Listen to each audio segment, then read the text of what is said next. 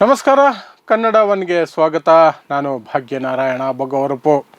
2024 ಮಹಾ ಚುನಾವಣೆ ಕರ್ನಾಟಕದಲ್ಲಿ ಮುಕ್ತಾಯವಾಗಿದೆ. ಎರಡನೇ ಹಂತ, ದೇಶದ ಎರಡನೇ ಹಂತ ಮತ್ತು ಮೂರನೇ ಹಂತದಲ್ಲಿ ಕರ್ನಾಟಕದ 14+14 ಕ್ಷೇತ್ರಗಳ ಮತದಾನ ಮುಕ್ತಾಯವಾಗಿದೆ. ಇನ್ನೂ ದೇಶದಲ್ಲಿ 4 ಹಂತಗಳ ಮತದಾನ ಬಾಕಿ ಇದೆ. ಆದರೆ ಕರ್ನಾಟಕದ ಮಟ್ಟಿಗೆ ಇಲ್ಲಿನ ಮತದಾನ ಕಂಪ್ಲೀಟ್ ಆಗಿದೆ. ಈ ಹಿನ್ನೆಲೆಯಲ್ಲಿ ಈ 28 ಕ್ಷೇತ್ರಗಳಲ್ಲಿ ಯಾರು ಗೆಲ್ಲಬಹುದು ಅನ್ನುವಂತಹ ಲೆಕ್ಕಾಚಾರಗಳು ದೊಡ್ಡ ಮಟ್ಟದಲ್ಲಿ ನಡೀತಾ ಇದೆ. ಅದರ ಬೆನ್ನಲ್ಲೇ ಗುಪ್ತಚರ ಇಲಾಖೆಯಿಂದ ಒಂದಷ್ಟು ಮಾಹಿತಿ ಬಂದಿದೆ ಅನ್ನುವಂತಹ ಮಾಹಿತಿ ನಮ್ಮ ಕೈಗೆ ಸಿಕ್ಕಿದೆ. ಆ ಮಾಹಿತಿಯಲ್ಲಿ ಏನಿದೆ, ಎಷ್ಟು ಸೀಟುಗಳನ್ನು ಯಾವ ಪಕ್ಷ ಗೆಲ್ಲುತ್ತೆ, ಕಾಂಗ್ರೆಸ್ ಎಷ್ಟು ಕ್ಷೇತ್ರಗಳನ್ನು ಗೆಲ್ಲುತ್ತೆ, BJP ಎಷ್ಟು ಕ್ಷೇತ್ರವನ್ನು ಗೆಲ್ಲುತ್ತೆ, JDS ಗತಿ ಏನಾಗುತ್ತೆ ಅನ್ನೋದರ ಬಗ್ಗೆ ಗುಪ್ತಚರ ಇಲಾಖೆಯಿಂದ ಬಂದಿದೆ ಎನ್ನಲಾಗುವಂತಹ ವರದಿಯಲ್ಲಿ ಎಷ್ಟು ಕ್ಷೇತ್ರಗಳು ಯಾರ ಪಾಲಿಗೆ ಅನ್ನೋದರ ಬಗ್ಗೆ ಆ ಒಂದು ವರದಿ ಏನಿದೆ ಅದನ್ನು ಆಧಾರವಾಗಿಟ್ಟುಕೊಂಡು ಇದು ಗುಪ್ತಚರ ಇಲಾಖೆಯಿಂದ ಬಂದಿರಬಹುದಾದಂತಹ ವರದಿ ಅನ್ನುವಂತಹದ್ದು ನಮ್ಮ ಮೂಲಗಳ ಮಾಹಿತಿ. ಅದನ್ನು ನಂಬಿ ನಾವು ಇಲ್ಲಿ ನಿಮ್ಮ ಮುಂದೆ ಇಡುವಂತಹ ಪ್ರಯತ್ನ ಮಾಡ್ತಿದ್ದೀವಿ. ಯಾವ ಕ್ಷೇತ್ರಗಳಲ್ಲಿ ಯಾವ ಪಕ್ಷ ಗೆಲ್ಲುತ್ತೆ ಅನ್ನುವಂತಹ ವಿವರವಾದಂತಹ ವಿಚಾರವನ್ನು ನಿಮ್ಮ ಮುಂದೆ ಇಡ್ತಾ ಇದ್ದೀವಿ. ಸೊ ಇಲ್ಲಿ ಕಾಂಗ್ರೆಸ್ ಯಾವೆಲ್ಲ ಕ್ಷೇತ್ರಗಳನ್ನು ಗೆಲ್ಲಬಹುದು ಅಂತ ಈ ವರದಿ, ಈ ಲೀಕ್ ಆಗಿರುವಂತಹ ವರದಿ ಅಂತ ಕರಿತಿರೋ ಅಥವಾ ಏನು ವರದಿ ಅಂತ ಕರಿತಿರೋ ಕರ್ಕೋಬೋದು. ಆದರೆ ಈ ಒಂದು ವರದಿಯ ಪ್ರಕಾರ ಕಾಂಗ್ರೆಸ್ ಯಾವೆಲ್ಲ ಕ್ಷೇತ್ರಗಳನ್ನು ಗೆಲ್ಲಬಹುದು. ಕಾಂಗ್ರೆಸ್ ಬೆಂಗಳೂರಿನಲ್ಲಿ ಬೆಂಗಳೂರು ಕೇಂದ್ರ, ಬೆಂಗಳೂರು ಸೆಂಟ್ರಲ್ ಗೆಲ್ತಾ ಇದೆ ಅಂತ ಹೇಳ್ತಿದೆ ಈ ವರದಿ. ಬೆಂಗಳೂರು ಉತ್ತರ ರಾಜೀವ್ ಗೌಡ ವರ್ಸಸ್ ಶೋಭಾ ಕರಂದ್ಲಾಜೆ. ಚಿಕ್ಕಮಗಳೂರು ಉಡುಪಿ ಕ್ಷೇತ್ರದಿಂದ ಹೊರದಬ್ಬಲ್ಪಟ್ಟಂತಹ ಗೋಬ್ಯಾಕ್ ಅನ್ನುವಂತಹ ಘೋಷಣೆಗಳೊಂದಿಗೆ ಅಲ್ಲಿಂದ ಆಚೆ ಬಂದಂತಹ ಶೋಭಾ ಕರಂದ್ಲಾಜೆ ಯಡಿಯೂರಪ್ಪನವರ ಕೃಪೆಯಿಂದ ಹಠಕ್ಕೆ ಅವರಿಗೆ ಬೆಂಗಳೂರು ಉತ್ತರದಲ್ಲಿ ಸ್ಥಾನ ಕೊಡಲಾಯಿತು. ಅಲ್ಲಿ ಅವರು ಸೋಲ್ತಾ ಇದ್ದಾರೆ, ಕಾಂಗ್ರೆಸ್ ಗೆಲ್ತಾ ಇದೆ, ರಾಜೀವ್ ಗೌಡ ಗೆಲ್ತಾರೆ ಅನ್ನುವಂತಹ ಒಂದು ಸೂಚನೆಗಳು ಈ ವರದಿಯಲ್ಲಿದೆ. ಸೂಚನೆ ಅಲ್ಲ, ಈ ವರದಿ ಹಾಗೆ ಹೇಳ್ತಾ ಇದೆ. ಇನ್ನು ಬೆಂಗಳೂರು ಸೆಂಟ್ರಲ್ ನಾನು ಹೇಳಿದ್ನಲ್ಲ, ಅಲ್ಲಿ ಮನ್ಸೂರ್ ಅಲಿ ಖಾನ್ ಗೆಲ್ತಾರೆ, PC ಮೋಹನ್ ಈ ಬಾರಿ ಸೋಲ್ತಾರೆ ಅನ್ನುವಂತಹದ್ದು ತೋರಿಸ್ತಾ ಇದೆ. ಬೆಂಗಳೂರು ಗ್ರಾಮಾಂತರ ಜಿದ್ದಿನ ಹೋರಾಟ ನಡೆದಿರುವಂತಹ ಬೆಂಗಳೂರು ಗ್ರಾಮಾಂತರ doctor Manjunath versus DK Suresh, ಇಡೀ ದೇಶದ ಗಮನ ಆ ಕಡೆ ಇತ್ತು. ಆ ಕ್ಷೇತ್ರದಲ್ಲಿ ಕಾಂಗ್ರೆಸ್ನ DK ಸುರೇಶ್ ಮತ್ತೆ ಗೆಲ್ತಾರೆ ಅಂತ ಈ ವರದಿ ಹೇಳ್ತಾ ಇದೆ. ಬೆಳಗಾವಿಯಲ್ಲಿ ಕಾಂಗ್ರೆಸ್ ಗೆಲ್ಲುತ್ತೆ ಅನ್ನುವಂತಹದ್ದು ಈ ವರದಿಯ ಪ್ರಕಾರ ಇರುವಂತಹ ಲೆಕ್ಕಾಚಾರ. ಬಳ್ಳಾರಿಯಲ್ಲಿ ಕಾಂಗ್ರೆಸ್, ಮತ್ತು ಬೀದರ್ನಲ್ಲಿ ಕಾಂಗ್ರೆಸ್.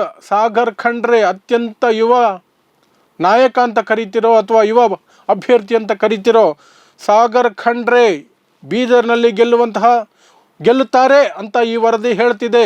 ಮತ್ತೆ ಹೇಳ್ತಿದ್ದೀನಿ, ಇದು ಗುಪ್ತಚರ ಇಲಾಖೆಯಿಂದ ಬಂದಿದೆ ಎನ್ನಲಾದಂತಹ ವರದಿ. ಚಾಮರಾಜನಗರ, ಇಲ್ಲಿಯೂ ಕೂಡ ಕಾಂಗ್ರೆಸ್ ಗೆಲ್ಲುತ್ತೆ ಅಂತ ಹೇಳಲಾಗ್ತಿದೆ. ಚಿಕ್ಕಬಳ್ಳಾಪುರ ಕಾಂಗ್ರೆಸ್, ಚಿಕ್ಕೋಡಿ ಕಾಂಗ್ರೆಸ್, ಚಿತ್ರದುರ್ಗ ಕಾಂಗ್ರೆಸ್, ದಾವಣಗೆರೆ ಕಾಂಗ್ರೆಸ್, ಗುಲ್ಬರ್ಗ ಕಾಂಗ್ರೆಸ್.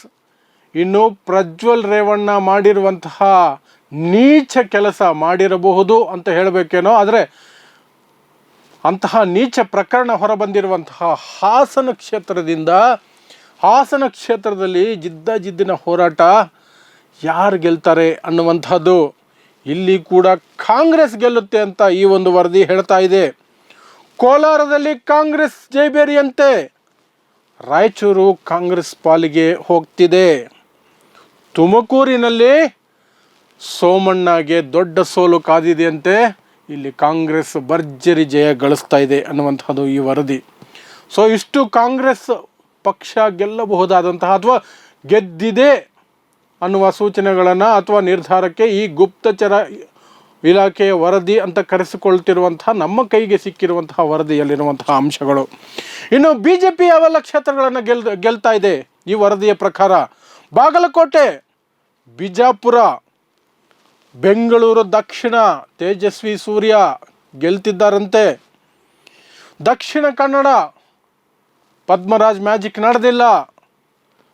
ಧಾರವಾಡ ಪ್ರಹ್ಲಾದ್ ಜೋಶಿ ಮತ್ತೆ ಗೆಲ್ತಿದ್ದಾರೆ. ಹಾವೇರಿ ಮಾಜಿ ಮುಖ್ಯಮಂತ್ರಿ ಬಸವರಾಜ ಬೊಮ್ಮಾಯಿ ಗೆಲ್ತಿದ್ದಾರಂತೆ. ಹಾವೇರಿ ಕಾರಣಕ್ಕಾಗಿ ಶಿವಮೊಗ್ಗದಲ್ಲಿ ಬಂಡಾಯ ಎದ್ದಿರುವಂತಹದ್ದು. ಈಶ್ವರಪ್ಪ ತಮ್ಮ ಮಗನಿಗೆ ಸೀಟ್ ಕೊಡಲಿಲ್ಲ ಹಾವೇರಿಯಲ್ಲಿ ಅನ್ನುವ ಕಾರಣಕ್ಕೆ ಶಿವಮೊಗ್ಗದಲ್ಲಿ BY ರಾಘವೇಂದ್ರ ವಿರುದ್ಧ ಯಡಿಯೂರಪ್ಪ ವಿರುದ್ಧ ಈಶ್ವರಪ್ಪ ಬಂಡಾಯ ಎದ್ದು ಸ್ವತಂತ್ರ ಅಭ್ಯರ್ಥಿಯಾಗಿ ಸ್ಪರ್ಧೆ ಮಾಡಿರುವಂತಹದ್ದು. ಕೊಪ್ಪಳದಲ್ಲಿ BJP ಗೆಲ್ತಾ ಇದೆಯಂತೆ. ಮೈಸೂರು ಕೊಡಗು ಮಹಾರಾಜರು ಗೆಲ್ತಿದ್ದಾರೆ ಅನ್ನುವಂತಹದ್ದು ಇಲ್ಲಿ ಬಂದಿರುವಂತಹ ವಿವರ. ಶಿವಮೊಗ್ಗ ಇಲ್ಲಿ ಈಶ್ವರಪ್ಪ ಅವರ ಪ್ರತಿರೋಧ ವಿರೋಧ ಮತ್ತು ಸ್ಪರ್ಧೆಯ ನಡುವೆಯೂ ಕೂಡ BJP ಗೆಲ್ಲುತ್ತಂತೆ. Udupi Chikkamagaluru BJP retain ಮಾಡ್ಕೊಳ್ತಿದಂತೆ.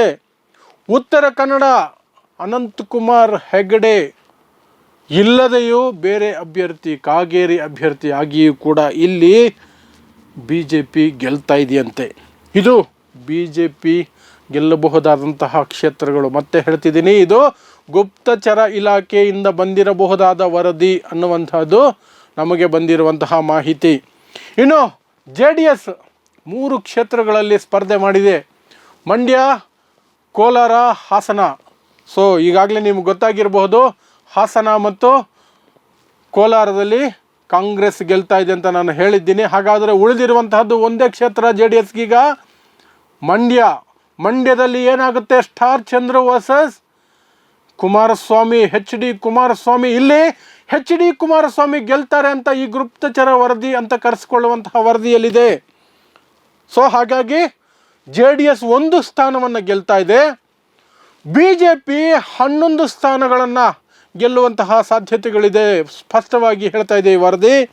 ಮತ್ತು ಕಾಂಗ್ರೆಸ್ 16 ಕ್ಷೇತ್ರಗಳನ್ನು ಗೆಲ್ಲುತ್ತೆ ಅನ್ನುವಂತಹದ್ದು ಅಂತಿಮವಾಗಿ ಈ ವರದಿಯ ಅಂತ್ಯದಲ್ಲಿರುವಂತಹ ಮಾಹಿತಿ.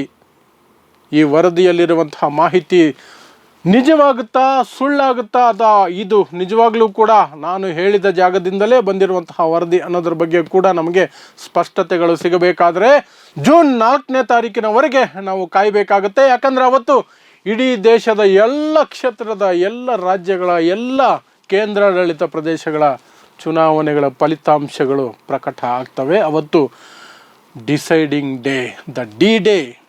ಭಾರತದ ಅತಿ ದೊಡ್ಡ ಚುನಾವಣೆ, ಅತಿ ಮುಖ್ಯ ಚುನಾವಣೆ, ಸಂವಿಧಾನವೇ ಬದಲಾಗಬಹುದಾದಂತಹ ಒಂದು ಅಪಾಯ ಒದಗಿ ಬಂದಿರುವಂತಹ ಸಂದರ್ಭದಲ್ಲಿ ಬಂದಿರುವಂತಹ ಚುನಾವಣೆ. ಇದರ ಫಲಿತಾಂಶಗಳು ಜೂನ್ 4ನೇ ತಾರೀಕು ಗೊತ್ತಾಗುತ್ತೆ. ಆಗ ಇಲ್ಲಿರುವಂತಹ ಮಾಹಿತಿ ಎಷ್ಟು ಮಟ್ಟಕ್ಕೆ ಸರಿ ಅನ್ನೋದರ ತುಲನೆ ಆಗುತ್ತೆ ಅಂತ ಹೇಳ್ತಾ ನನ್ನ ಮಾತು ಮುಗಿಸ್ತೀನಿ. ನೋಡ್ತಾ ಇರಿ ಸಮಾಜಕ್ಕಾಗಿ ಕನ್ನಡ 1 ನ್ಯೂಸ್. ನಮಸ್ಕಾರ.